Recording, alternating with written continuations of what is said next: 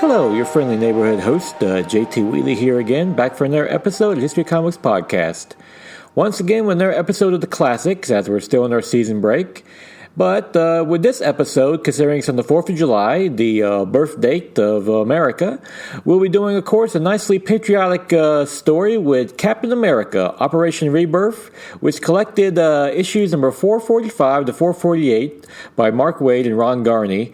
That was the beginning of their acclaimed but sadly short-lived run on Captain America, as unfortunately Marvel in 1996 would hand over the reins to many of their main core characters from Captain America, Fantastic Four, and the Avengers to Jim Lee, Rob Liefeld, and some of the image creators that left a few years earlier.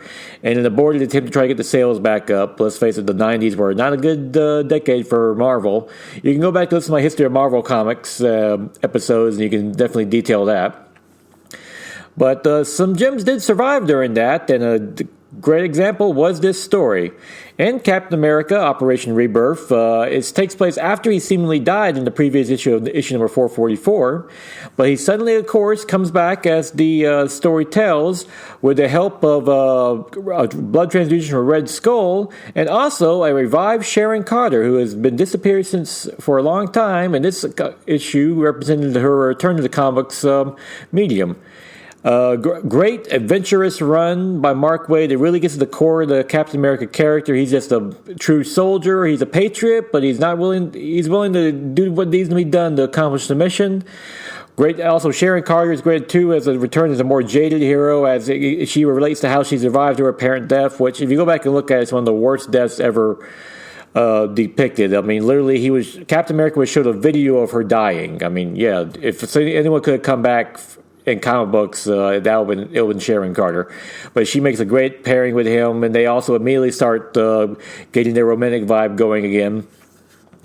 Which, in hindsight of the Endgame revelation, is still kind of weird. But keep in mind that's in the movies, not in the comic books.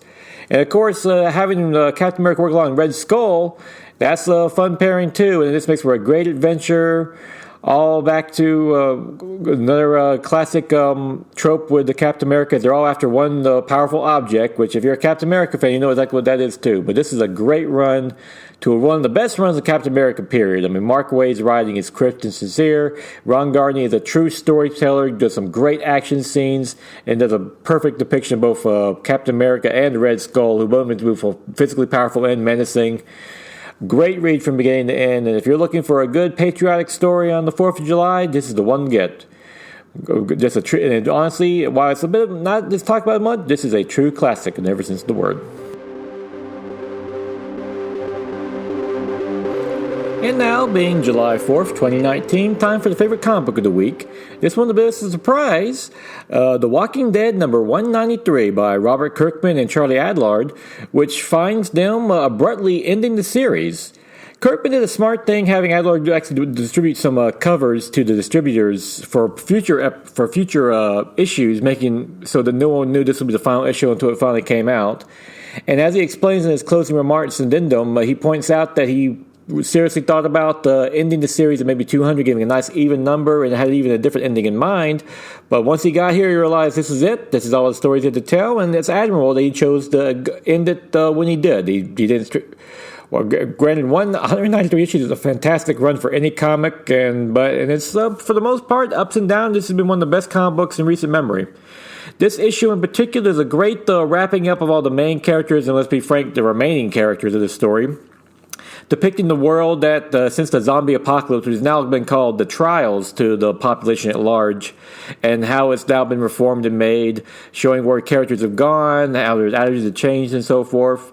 And it makes a fitting end to them. Like, even though he really does give a closing on these characters, at least. What's best, though, is that even though the characters have their run from the original story, the world is ripe for new storytelling if Kirkman ever wants to come back to it, or if he maybe wants to hand it off to someone else.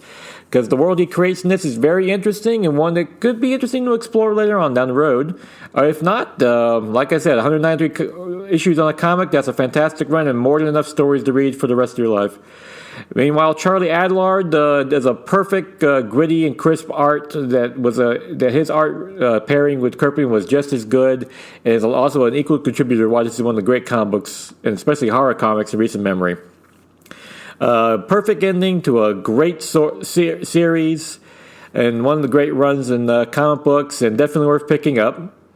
And with that, we will conclude. I just want to tell everyone to have a happy 4th of July. Be safe. Enjoy some fireworks and cookouts with your friends and family. And if you get a chance, I know my local comic store, Borderlands, is having a sale in the upstate. If you want to check it out. And they're open probably, they'll be closing for the 4th of July, but go out and local comic book store, enjoy a good comic book. And of course, enjoy Captain America Rebirth. That is a true classic.